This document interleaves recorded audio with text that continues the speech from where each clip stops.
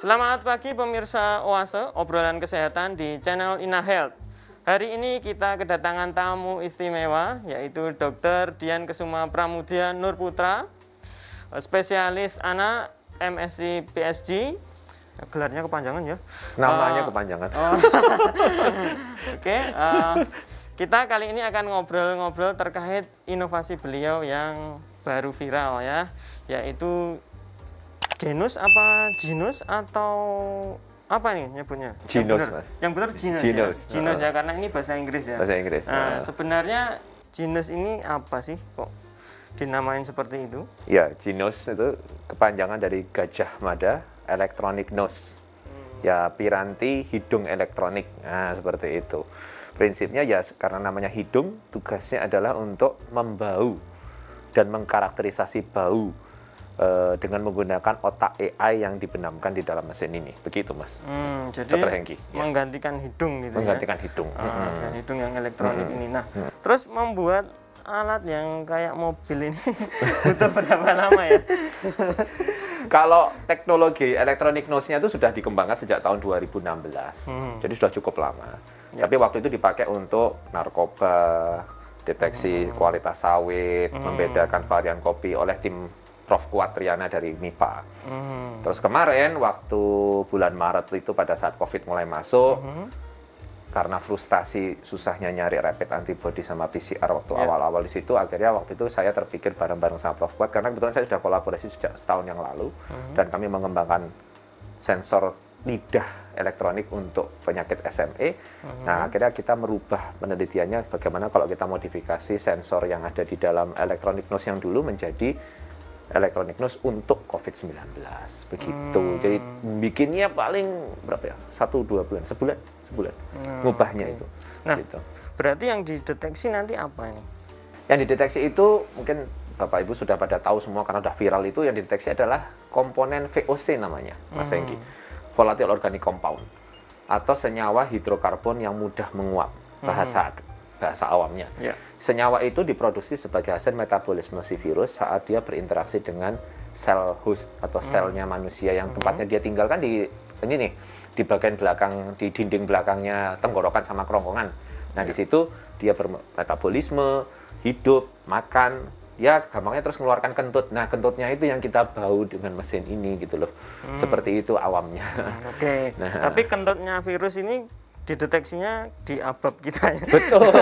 Oke, Betul jadi sekali. dari nafas ya? Yang dari nafas, dideteksi dari ababnya itu. Ya, dideteksi begitu. pakai alat ini gitu. Iya, betul. Nah, kira-kira aman nggak nih? Karena kan ini nanti alat dipakai bergantian toh, bergantian satu orang ke orang yang lain. Nanti jangan-jangan ada yang malah terkontaminasi antara satu dengan yang lainnya, gimana? Jadi, orang kalau berbeda dengan electronic nose lain yang ada di dunia ini, orang atau pasien yang mau menggunakan tidak langsung kontak dengan alat ini, Mas Hengki. Jadi yang dipakai adalah kita punya satu kantong khusus tuh di sebelah jenengan itu. Nah, ini adalah kantong khusus tempat kita menghembuskan nafas, dan itu bisa menghembuskannya nggak harus di depan mesin ini, mau di kamar mandi boleh, mau di tempat tidur boleh, mau di rumah boleh, tapi kalau di rumah nanti mintanya orang lain yang menghembuskan lagi, nanti bisa jadi palsu tuh. Nah, jadi bisa dilakukan di tempat yang terpisah, kemudian nafasnya dikunci di kantong itu, baru dikonekkan ke sini. Dan karena kantongnya satu kali pakai untuk satu orang, maka tidak ada resiko cross kontaminasi antara orang dengan orang atau orang dengan mesin. Nah, karena kalau dengan mesin itu di sini kita punya pintu gerbangnya, di sini ada yang kita sebut HEPA filter kitnya. Nah, ini yang di sini, ini yang jadi pintu agar virus itu tidak masuk ke dalam mesin. Jadi kalau misalnya sudah ketemu satu pasien positif, ya udah ini harus diganti. Seperti itu. Dan itulah yang kemudian dan kemarin selama uji klinis kita juga sudah membuktikan bahwa tidak ada kontaminasi dari virus di dalam mesin dengan kita lakukan swab dan bilas di sepanjang selang dan di dalam sensor chambernya. Tapi tentunya itu mengorbankan satu mesin ya. Waktu itu. Antar satu pasien dengan yang lain itu perlu dibersihkan enggak ya? Enggak.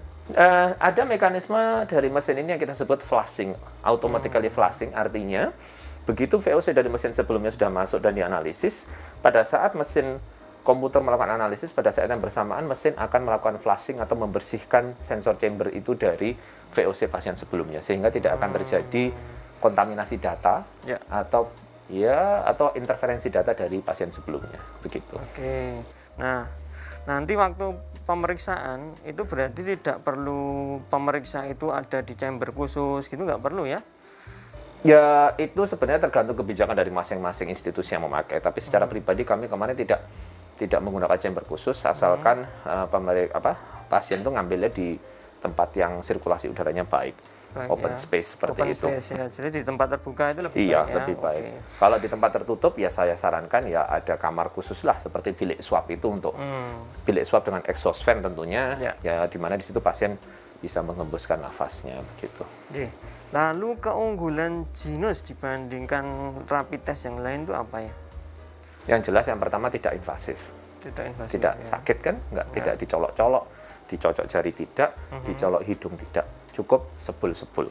Oke. Yang kedua cepat. Ya 3 menit colok sini keluar hasilnya. Yang ketiga murah. 1 kali periksa itu paling kita hanya mengeluarkan Rp25.000. Rp25.000 ya operasional kira-kira segitulah. Itu sudah termasuk dengan fee rumah sakit sama orang yang memeriksa. Ya. Terus mahal-mahalnya Rp35.000 yang jelas insya Allah tidak akan di atas Rp50.000 lah. Begitu. Yang keempat timing. Ini dulu yang keempat saya tidak bisa ngomong pada saat dia masih belum uji diagnostik. Setelah uji diagnostik kemarin, kemudian kita bandingkan dengan reference standar. Jadi kalau di luar sana ada yang bilang, alat ini belum dibandingkan dengan PCR. Oh sudah, namanya uji diagnostik ya sudah dibandingkan dengan reference PCR lah. Nah, alat ini alhamdulillah cukup unggul dalam segi timing. Artinya, dia bisa mulai mendeteksi virusnya pada hari kedua, pasca paparan. Bila dibandingkan dengan orang lain, baru sensitif atau spesifik pada hari ketiga, hari keempat, atau hari kelima. Begitu kira-kira, Mas Enggi. Oke, keunggulannya sebenarnya cukup banyak, dan ini berarti cocok untuk men-screening banyak orang gitu ya? Ya, cita-citanya begitu. Cita-citanya seperti itu. Nah, ini kan tadi berhubungan sama nafas nih. Kalau misalnya orangnya sedang puasa, ada pengaruh terhadap hasil tidak? Oh, malah kalau sedang puasa bagus banget, Mas Hengki. Ya? Sejauh ini itu kita menemukan selama uji diagnostik kemarin itu ada beberapa makanan yang menginterferensi dan minuman juga. Salah satunya ada teh, kopi, alkohol. Kemudian makanan itu ada durian, pete, jengkol, sama makanan yang berbau menusuk yang lainnya. Itu ternyata dia juga cukup memberikan pengaruh interferensi pada hasil. Katakanlah dia membuat jadi positif palsu, tapi kita bisa mendeteksi itu dari makanan apa dari virus karena positifnya levelnya rendah, 0,50 sampai 0,6. Jadi kita tidak selalu percaya kalau misalnya begitu hasil positif ternyata bacaannya kok 0,5 hanya 0,6 saja, maka dia harus kita ulang lagi pengambilan sampel nafasnya karena ada kemungkinan dari interferensi makanan dan minuman yang ada tadi. Nah, kalau puasa malah sebenarnya justru malah lebih baik karena memang harusnya preclinical condition-nya adalah pasien dipuasakan dulu setengah sampai 1 jam. Oke, gitu. Berarti puasa malah bagus ya. Kalau rokok, tadi kan makanan. Oh iya lupa rokok, betul. Rokok itu juga ya. Apalagi kalau perokok heavy smoker gitu ya. Oke. Rokok kretek, rokok filter sama saja. Ya, belum diuji sampai sejauh itu sih. Tapi itu ada pengaruhnya ya. Ada pengaruhnya. Jangan-jangan kalau sigaret malah ada pengaruhnya nanti. Oke. Nah, kalau sebelum pemeriksaan itu sebaiknya kita kumur-kumur dulu gitu dengan antiseptik, atau mungkin ada orang yang malah minum kayu putih. Kayu putih. Oh. Menarik pertanyaan Mas Hengki, dan itu sudah terbukti tidak berpengaruh. Jadi kalau pasien itu niat pengen menghilangkan jejak virusnya dengan berkumur-kumur, dengan obat kumur atau gargle atau apapun, kemarin beberapa kasus sampel tetap akan muncul hasilnya positif. Nah, walaupun sudah berusaha kumur-kumur gitu gimana. Kalau positif ya positif. Dia udah bergejala, merasa wah ini aku mestinya ketularan COVID, terus sembunyi-sembunyi kumur-kumur gitu, nggak ngefek ya, tetap hasilnya positif. Ya. Makanya kan seperti yang tadi, itu salah satu pembedanya, protokolnya adalah kalau dia positifnya karena pengaruh teh, kopi, dan alkohol dan lain-lain, begitu dikumur-kumur, hilang. Hilang, tapi kalau dia positif COVID, dia tetap akan muncul positif. Demikian juga kalau dikumur dengan gargle, dengan pokoknya piye caranya mau pakai minyak kayu putih, minyak goreng. Lagi minyak goreng. lupa Mas Hengki, maaf. Soalnya itu jadi Mas. Ya, nanti mau disensor ya. Nanti mau disensor gitu ya. Nah, itu tetap akan positif, insya Allah. Tetap akan positif karena yang dideteksi adalah zat-zat yang dikeluarkan secara spesifik oleh si COVID ya. Oke. Nah, kalau pengaruh suhu lingkungan atau misalnya kita lagi meriksa pakai Jinos nih. Ya, Nah, ya. sampingnya orang bakar sampah gitu Ya. misalnya. Nah, itu ada pengaruhnya nggak nih? Ada Mas Hengki. Maka itu di dalam prekondisi untuk operasional Jinos itu ada dalam manualnya bahwa Jinos harus ditempatkan di lingkungan yang sirkulasi udaranya bagus dan tidak terlalu banyak mikropartikelnya.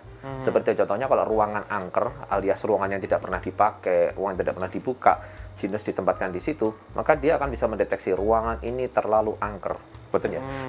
Ruangan ini terlalu tersaturasi maksudnya, oversaturasi. Makanya sebenarnya rasa angker yang kita masuk ke suatu ruangan nggak pernah dipakai itu sudah dibuktikan oleh Jinos itu bukan karena memang angker, tapi karena dia terlalu oversaturated dengan mikropartikel yang tidak kelihatan, yang itu membuat mungkin rasa badan jadi berat segala macam. Nah, Jinos ini kemarin bisa mendeteksi seperti itu, dan dia juga akan masuk angin pada tempat seperti itu kalau dipaksakan bekerja. Nah, itu bisa kita cek di sini. Jadi di sini nanti ada fiturnya bahwa seperti ini kita sekarang melakukan flashing, dan di dalam flashing itu ada sinyal-sinyal yang di atas 2.500 sampai 3.000, itu menunjukkan kalau suatu tempat tersaturasi. Tapi kalau misalnya kita stop, kemudian kita flashing lagi, sinyalnya nanti turun di bawah. Nah, ini sudah mulai turun kan ya, di bawah 2.000-an, ini berarti ruangan ini ideal untuk bisa dipakai sebagai tempat pemeriksaan. Nah, kalau jenengan bakar sampah di sini, pastinya langsung akan naik nih sinyalnya, responnya di atas bisa 3.000, bisa 4.000, nah artinya itu tidak ideal. Oke. Gitu. Ya. Oke, berarti nanti memang harus dicari tempat yang benar-benar bebas polusi gitu ya. Oke, supaya tidak terlalu tinggi saturasinya. Betul. Oke. Nah, nanti jadi pengen nyoba ini. Nah, boleh. Nanti akan kita coba. Nanti gini, daripada saya penasaran lebih jauh ya, nanti saya coba boleh ya? Boleh. Ya, nanti silakan. kita buktikan apakah saya negatif atau positif memakai alat Jinos ya. Nah, Orang positif buyar ya, kita semua dari sini. Saya sebenarnya jadi deg-degan ini karena kayak mau ujian nasional gitu untuk PPDS gitu ya. Pilihannya cuma 2 ya. Kalau nggak positif ya negatif. Kalau ujian kan kalau nggak lulus ya tidak lulus. Nah, enggak, salah. Pilihannya ada 4. Positif kuat, positif, negatif kuat, negatif. 4. Ada 4 pilihannya. Kuantifikasinya. Jadi beda sama ujian ya. Beda sama ujian ya, ABCD. Kalau ujian lulus sama tidak lulus. Kalau ini ada 4 pilihannya ya. Nah, nanti kalau hasil saya positif berarti ini saya langsung diamankan.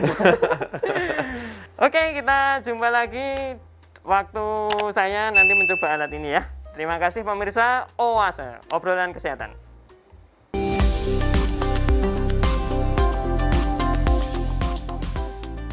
Iya, betul sekali. Langsung dikunci. Dan kemudian artinya tidak ada batasan maksimal sekali pakai itu berapa orang? Ya, kita menunggu bagaimana hasilnya.